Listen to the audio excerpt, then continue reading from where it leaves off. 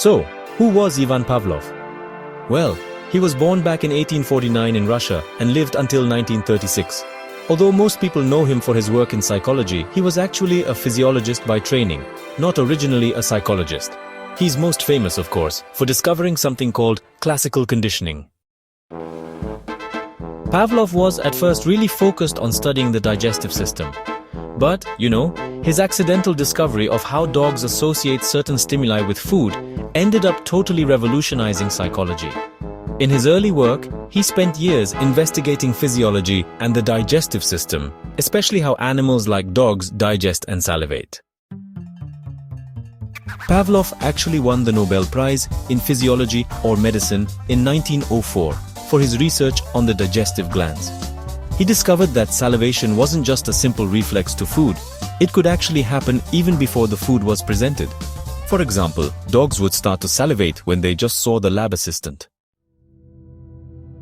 Classical conditioning is what Pavlov is most famous for. While he was studying digestion, he noticed, kind of by accident, that dogs began salivating at the sight or sound associated with feeding, not just the food itself.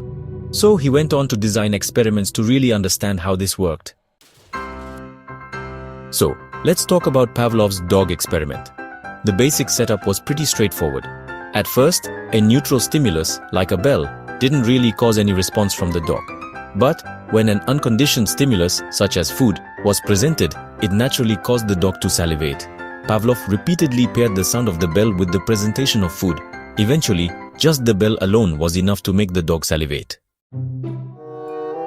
Now, extinction happens when the conditioned stimulus, say the bell, is presented over and over without the unconditioned stimulus, like food. The conditioned response, which is salivation, gradually weakens. However, spontaneous recovery can occur, where after extinction, the conditioned response may suddenly reappear. Generalization is when similar stimuli, for example different tones of bells, can also trigger the same response. On the other hand, discrimination is the ability to tell the difference between similar stimuli, especially if only one is paired with the unconditioned stimulus. Among Pavlov's key works is his most famous book, Conditioned Reflexes, published in 1927, which really sums up decades of experiments on dogs. He also wrote dozens of scientific papers across physiology, neuropsychology, and behavioral science. So, let's talk about legacy and influence.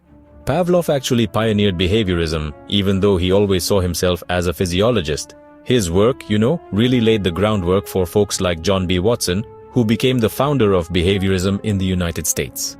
And then there was B.F. Skinner, who, later expanded on conditioning with his operant methods.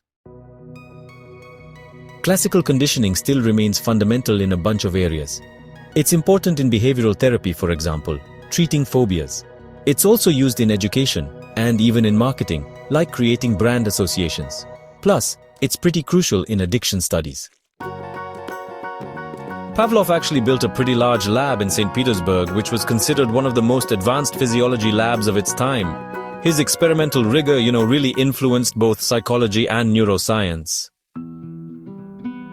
So, to sum it all up, Ivan Pavlov was a Russian physiologist who discovered classical conditioning, showing that reflexive behavior can actually be learned through association.